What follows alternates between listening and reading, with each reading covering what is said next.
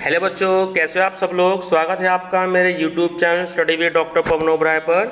मैं doctor Pavan Oberoi, head of department faculty of commerce, Bhagwati college Meerut. बच्चों, आज इस वीडियो में मैं आपके लिए CCS यूनिवर्सिटी मेरठ का जो BA BCom BSc second year में जो आपका जनरल अवेयरनेस का पेपर जो आपका होता है, तो उसके लिए 2019 का मैं क्वेश्चन पेपर आपके लिए लेकर के आया हूँ। ठीक है, कल मैंने जो है शाम को आपका इसमें जनरल अवेयरनेस का 2019 का जो BA में आया हुआ मैंने सेट था वो अपलोड कर दिया था।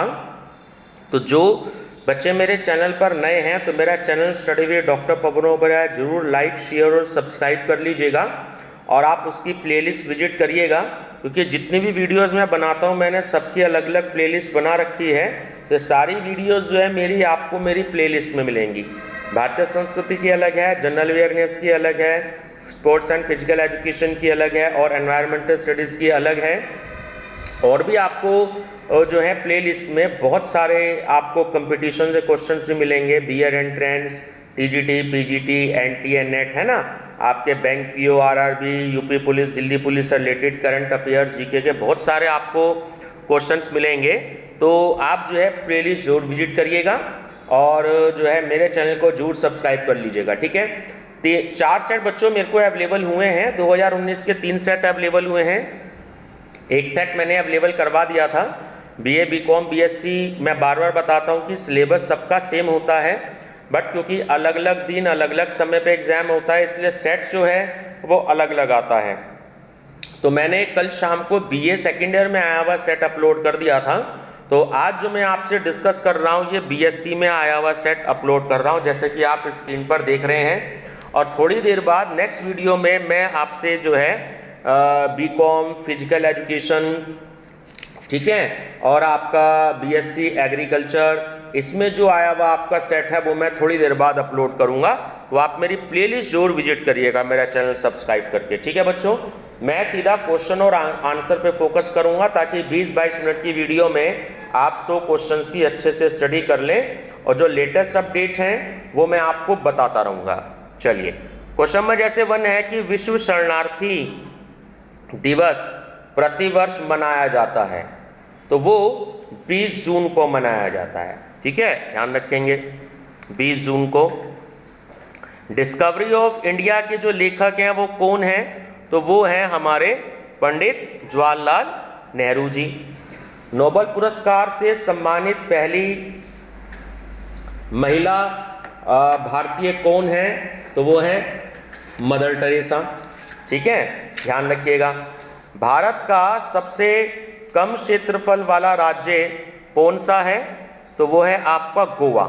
ठीक है, अगर आपसे पूछा जाए कि भारत का सबसे ज्यादा क्षेत्रफल वाला राज्य कौन सा है, वो है राजस्थान, और जो सबसे कम क्षेत्रफल वाला राज्य वो है गोवा। ठीक है, केंद्र शासित प्रदेशों की संख्या कितनी है इस समय, तो वो हो गई है बच्चों, ये बता दूं मैं आपको 7 है 2019 के हिसाब से आंसर, और राज्य थे हमारे 29, लेकिन अब जो है हमारे 28 राज्य हैं और केंद्र शासित प्रदेश हैं जो UT स्टेट्स होते हैं हमारे, तो वो हो गए हैं हमारे 8। ध्यान रखना, क्योंकि ये 2019 का क्वेश्चन पेपर है तो उसकी आंसर की में 7 दे रखे हैं, तो अब 7 है। लेकिन अब अगर आपको क्वेश्चन पेपर आता तो वहां आप 8 पर टिक लगाएंगे और राज्य आप लगाएंगे 28 पर। ठीक है, ध्यान रखेंगे 29 अब नहीं है।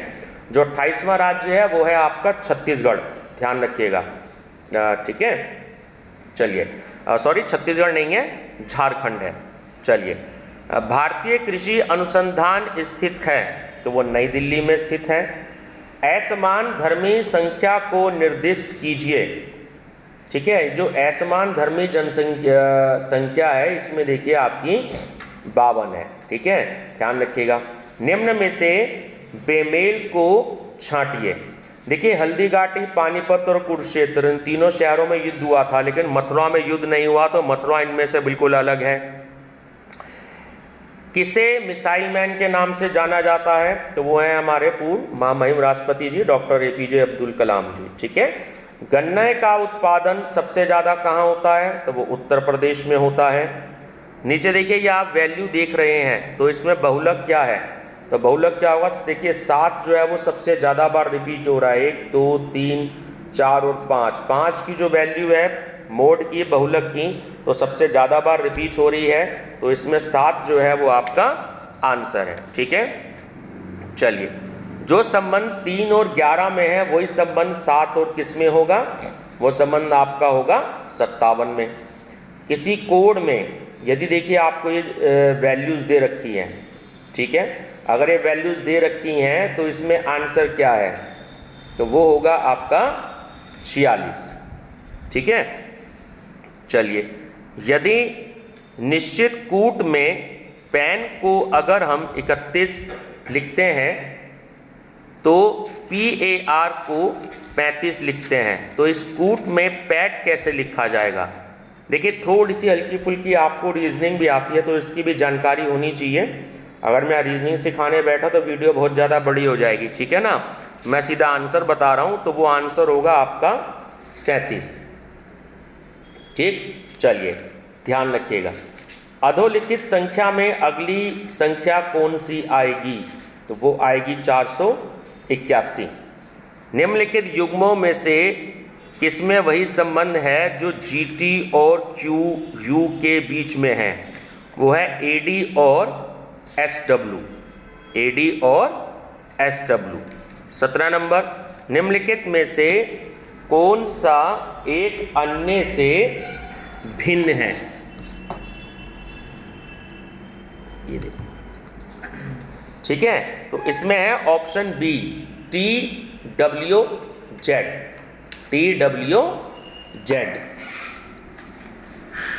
ठीक है, चलिए चैंपियन ऑफ अर्थ पुरस्कार 2018 किसे प्रदान किया गया, तो ये नरेंद्र मोदी जी को दिया गया।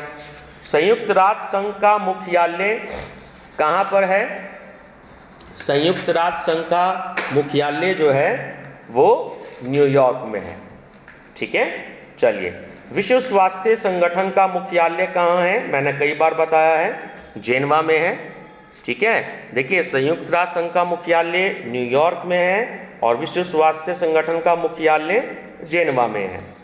2017 के राष्ट्रपति चुनाव में यूपीए के उम्मीदवार कौन थे, तो वो थे सुश्री मीरा कुमार। और देखिए जो मीरा कुमार थी वो हमारी लोकसभा की स्पीकर भी रही हैं। ठीक है ना, ध्यान रखिएगा। निम्नलिखित में से कौन एक संविधानेतर संख्या है, देखिए वो है नीति आयोग, और पुराना नाम था इसका योजना आयोग। नीति आयोग की स्थापना 1 जनवरी 2015 को हुई थी और नीति आयोग के जो अध्यक्ष होते हैं वो हमारे देश के माननीय श्री प्रधानमंत्री जी होते हैं, जो इस समय श्री नरेंद्र मोदी जी हैं। ठीक है, भारत के संविधान के किस भाग में मौलिक अधिकारों से संबंधित प्रावधानों को पाते हैं, तो वो होता है आपका ऑप्शन सी भाग 3। ठीक है, चलिए क्वेश्चन 24, जलवायु परिवर्तन पर संयुक्त राष्ट्र का सम्मेलन कोप 21 आयोजित हुआ, वो पेरिस में हुआ। ध्वनि का वेग अधिकतम होता है, वो इस्पात में होता है। ठीक है, निम्नलिखित में से किसे वर्ष 2018 का मैग्सेसे पुरस्कार प्राप्त हुआ, तो वो हुआ देखिए भारत वाटवानी और सोनम वांगचुक दोनों को। ऑप्शन सी करेक्ट है। आराम से बैठ जाओ, आराम से। ठीक है, चलिए संयुक्त राष्ट्र के गवर्नमेंट सूचकांक 2018 के अनुसार भारत का कौन सा स्थान है, तो वो है 96वां, 96वां।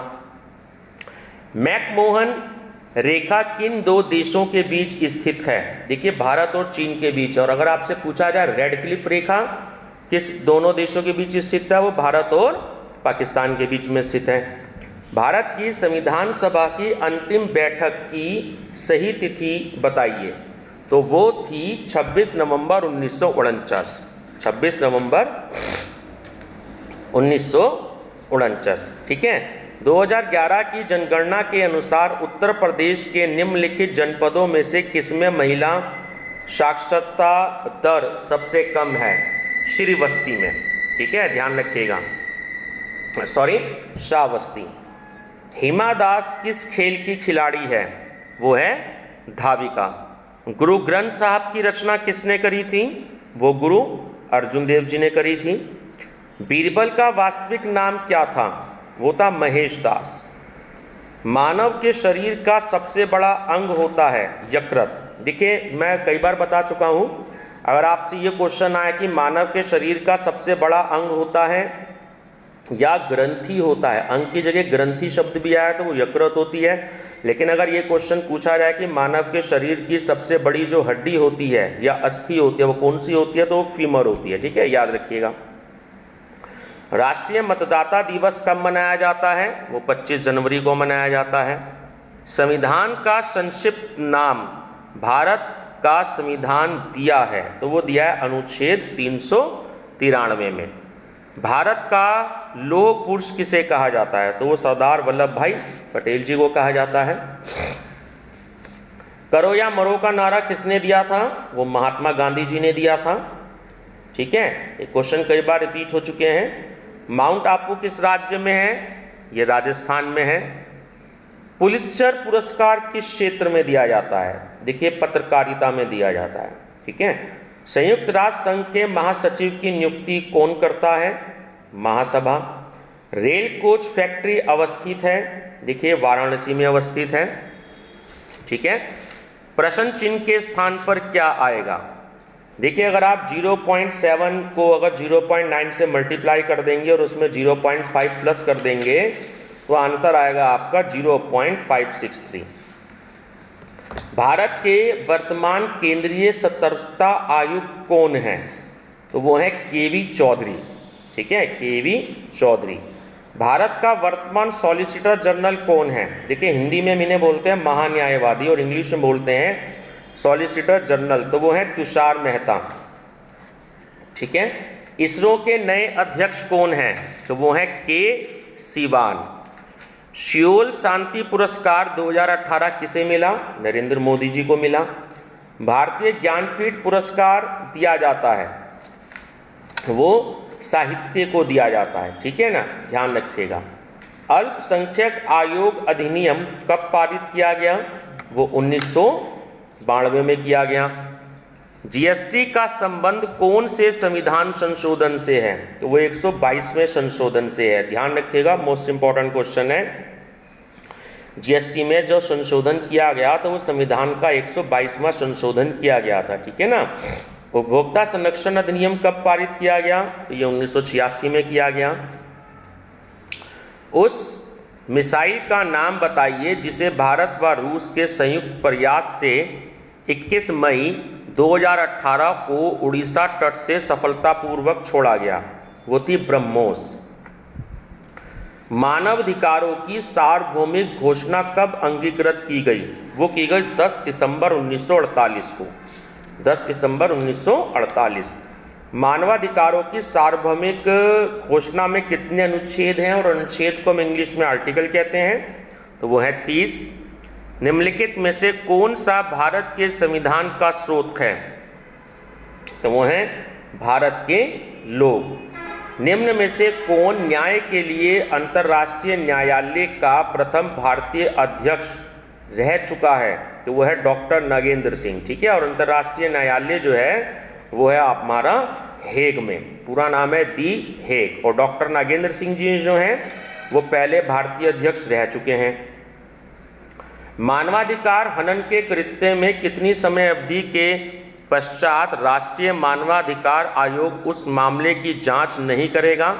1 वर्ष के पश्चात। निम्नलिखित में से कौन संयुक्त राष्ट्र संघ का अंग नहीं है? वो है हमारा विश्व स्वास्थ्य संगठन, है ना, WHO, वर्ल्ड हेल्थ ऑर्गेनाइजेशन। संविधान में 12वीं अनुसूची जोड़ी गई थी, तो वो 74वें संशोधन द्वारा जोड़ी गई थी। निम्नलिखित में से कौन सा देश ऑस्ट्रेलिया समूह का 43वां सदस्य बना? वो भारत बना था। ध्यान रखना, इसको ऐसा भी क्वेश्चन पूछा जा सकता है कि भारत ऑस्ट्रेलिया समूह का कौन सा सदस्य है? तो वो है 43वां, 43। सन 2018 के दादा साहब फाल्के पुरस्कार से किसे सम्मानित किया गया? विनोद खन्ना को। अंतर्राष्ट्रीय न्यायालय कहाँ है? देखिए आ गया क्वेश्चन, मैंने अभी बताया था आपको, वो था हेग में। ठीक है, भारत में हरित क्रांति का जनक कौन था? वो है MS स्वामीनाथन। ठीक है ना, MS स्वामीनाथन। भारत के प्रथम न्यूक्लियर रिएक्टर का नाम क्या है? तो वो है अप्सरा। रोहिणी आयोग से संबंधित है, वो है अदर पिछड़ा वर्ग से। अब देखिए 66 से 4-5 क्वेश्चन आपके मैथमेटिक्स के हैं। अगर आप 14,532 में से माइनस कर देंगे 5,492 को, तो आपका आंसर आ जाएगा 9,040। अगर आप 18.24 को मल्टीप्लाई कर देंगे 15.36 से, तो आंसर आएगा 280.16। अगर आप 18,721 में से माइनस कर देंगे 9,825 को, तो आंसर आएगा 8,896। ठीक है, चलिए अब ये कह रहा है निम्नलिखित में से कौन सी संख्या लुप्त है? अब ध्यान दीजिएगा। ठीक है, देखिए 2 और 3 में 1 का अंतर है, 3 और 5 में 2 का अंतर है, 5 और 8 में 3 का अंतर है, 8 और 12 में 4 का अंतर है, फिर 5 का अंतर आ जाएगा, 12 और 5 17 है, इसलिए 17 सही आंसर है।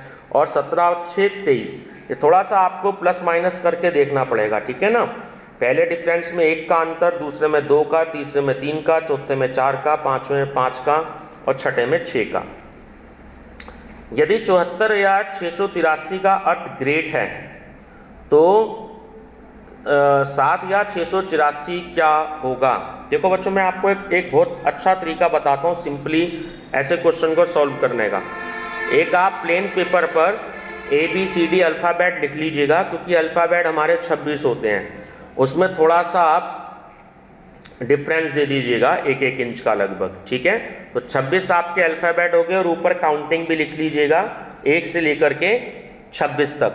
ठीक है, तो अब अगर आप अल्फ़ाबेट आप काउंट कर लीजिएगा ABCDEFG, जी देखिएगा आपका 7वां वर्ड है। ठीक है, अब आपको ये देखना है कि प्लस माइनस करके कि कितने प्लस हो रहे हैं और कितने माइनस हो रहे हैं। ठीक है, तो उस हिसाब से आपका ये आंसर आ जाएगा। तो ऑप्शन सी इसमें करेक्ट है, GEAR। नेक्स्ट है सुपरसोनिक क्रूज मिसाइल ब्रह्मोस निम्न में से किस एक का संयुक्त उपक्रम है? तो यह भारत और रूस। ठीक है, चेल्लैया समिति का संबंध किससे था? तो वो कर सुधार से था। बहुत इंपॉर्टेंट क्वेश्चन है, कर सुधार से। ठीक है, भारत में पीली क्रांति किससे संबंधित है? वो है तिलहन से। ठीक है, चारों क्रांति के बारे में आपको बता देता हूँ। जो व्हाइट रेवोल्यूशन है यानी श्वेत क्रांति, वो दुग्ध उत्पादन से थे। ठीक है, मिल्क प्रोडक्शन से। जो आपकी हरित क्रांति थी वो है गेहूं से रिलेटेड। जो नीली क्रांति है ब्लू रेवोल्यूशन, वो है फिशरीज से रिलेटेड यानी कि मत्स्य पालन से रिलेटेड। और जो पीली क्रांति है येलो रेवोल्यूशन, ये है आपका तिलहन से रिलेटेड। मैंने आपको चारों बता दी हैं, कोई सी भी आ जाए तो आप उस पर टिक लगा दीजिएगा। भारत के मुख्य न्यायाधीश कौन है? देखिए ये 2019 का क्वेश्चन पेपर था, तो उस समय जो थे वो थे आपके रंजन गोगोई जी, लेकिन इस समय रंजन गोगोई जी नहीं है, तो वो हैं आपके S.A. बोबडे जी। ठीक है ना, S.A. बोबडे जी आपको याद रखना है। भारत के वर्तमान महान्यायवादी कौन है? तो वो है के वेणुगोपाल। अभी हाल ही में कौन 5वां भारतीय ICC हॉल ऑफ फेम में प्रविष्ट हुआ है? देखिए राहुल द्रविड़ जी हुए हैं। ठीक है, ध्यान रखिएगा उसे। ठीक, नेक्स्ट है आपका कि निम्न में से किस देश ने प्रथम अंतर्राष्ट्रीय सौर संधि की 11 मार्च 2018 को मेजबानी करी थी? तो वो भारत ने की थी। ठीक है, 78 क्वेश्चन। संयुक्त राष्ट्र महासभा का पहला सत्र कब शुरू हुआ था? तो वो 10 जनवरी 1946 को हुआ। ध्यान रखना, 10 जनवरी 1946। अनुसूचित जातियों का सर्वाधिक प्रतिशत भारत के किस राज्य में है? वो है पंजाब में। इको मार्क प्रतीक संबंधित है, वो है पर्यावरण के लिए सुरक्षित वस्तुओं से। आपने इको मार्क का देखा होगा प्रोडक्ट्स के ऊपर, तो जो हमारे पर्यावरण है उसके लिए सुरक्षित वस्तुओं से संबंधित है। भारत छोड़ो आंदोलन पारित हुआ, वो अगस्त 1942 में हुआ। अगस्त 42 में। भारत का प्रथम गवर्नर जनरल कौन था? Lord William Bentinck. ध्यान रखना है, क्वेश्चन में कई बार बता चुका हूं, लॉर्ड विलियम बेंटिंक। अंतर्राष्ट्रीय महिला दिवस कब मनाया जाता है? वो भी इसी महीने गया है, 8 मार्च को। गीत गोविंद की रचना किसने करी? जयदेव ने। सूचना का अधिकार अधिनियम कब पारित हुआ? सन 2005 में। परमवीर चक्र का आरंभ किस वर्ष हुआ? सन 1947 में। महाभारत के रचयिता कौन थे? वेद व्यास जी। ठीक है। प्रार्थना समाज के संस्थापक कौन थे? वो थे केशव चंद्र सेन जी। केशव चंद्र सेन प्रार्थना समाज के संस्थापक। सर्वाधिक गन्ना उत्पादक प्रदेश कौन सा है? उत्तर प्रदेश। पहला संविधान संशोधन किस वर्ष हुआ? वो हुआ 1951 में। भारत में सबसे अधिक क्षेत्रफल वाला राज्य कौन सा है? देखिए राजस्थान। और सबसे कम वाला गोवा। गंगटोक राजधानी किसकी है? देखिए गंगटोक राजधानी है सिक्किम की। न्यूनतम जनसंख्या घनत्व वाला राज्य कौन सा है? वो है आपका अरुणाचल प्रदेश। ठीक है, न्यूनतम जनसंख्या घनत्व वाला राज्य अरुणाचल प्रदेश। भारत में राज्यों की संख्या कितनी है? देखिए 29 है, लेकिन अब 28 हो चुकी है। अब आप 28 पे टिक लगाइएगा, ठीक है ना, ध्यान रखेंगे। भारत की पूरब से पश्चिम की दूरी क्या है? तो वो है 2934 किलोमीटर। 2934 किलोमीटर। विश्व की कितने प्रतिशत जनसंख्या भारत में निवास करती है? 16%। ध्यान रखिएगा। भारत की जनसंख्या 2011 के अनुसार लिंग अनुपात था, वो था 1000:934। देखो बच्चों, इसका मतलब यह है कि 1000 पुरुषों के पीछे 934 महिलाएं हैं। ठीक है ना, ये रेशियो है। निम्नलिखित में से कौन सी खरीफ की फसल है? चावल। भाखड़ा नागल बांध किस नदी पर स्थित है? सतलुज पर। राज्य के राज्यपाल को कौन निर्वाचित करता है? तो वो है राष्ट्रपति। बच्चों देखिए, ये मैंने पूरे 100 क्वेश्चंस आपको जो है वो मैंने करवा दिए हैं। और जो लेटेस्ट चीज़ आप अब 2020 में तो आप जानते हैं क्वेश्चन पेपर नहीं हुए थे, 2021 में 2 साल का डिफरेंस आ गया। तो जो आपको इस समय आएंगे तो आपको ध्यान रखना है। क्वेश्चन में आपको और बता देता हूं कि रिजर्व बैंक के गवर्नर कौन है? तो उर्जित पटेल दे रखा है कई जगह, तो अब उर्जित पटेल जी नहीं है, तो अब है श्री शक्तिकांत दास जी। ठीक है, आप उसको याद रखेंगे। और योजना आयोग खत्म हो गया है, अब इसकी जगह नीति आयोग है। ठीक है बच्चों, ये जो यूनिवर्सिटी से आंसर की प्रोवाइड हुई है वो मैं आपको दे रहा हूं। अगर आपको किसी क्वेश्चन में डाउट होता है तो आप यूनिवर्सिटी की आंसर की से आप टैली कर सकते हैं। ठीक है बच्चों, वीडियो पसंद आई हो तो लाइक शेयर सब्सक्राइब जरूर करिएगा। और मेरे चैनल पर आप जो है study with doctor Pavan Oberoi, ये मेरा चैनल नेम है, और मेरी प्लेलिस्ट जरूर विजिट करिएगा। 32,000 से ज़्यादा MCQs जो मैं अपलोड कर चुका हूँ पिछले 6 महीने में, तो आप उसकी विजिट करिएगा। और हिंदी मीडियम और इंग्लिश मीडियम में दोनों में आपको क्वेश्चन दे रखे हैं। और CSET यूनिवर्सिटी की जो भी कोई लेटेस्ट इन्फॉर्मेशन या भी जो कोई क्वेश्चन पेपर्स हैं वो आपको हिंदी इंग्लिश दोनों मीडियम में जो है वो आपको मेरे चैनल पर ही मिलेंगे। और इस समय और कोई चैनल वाला आपको इतनी डीप स्टडी नहीं करवाएंगे जितनी मैं आपको करवा रहा हूँ। ठीक है बच्चों, थैंक यू।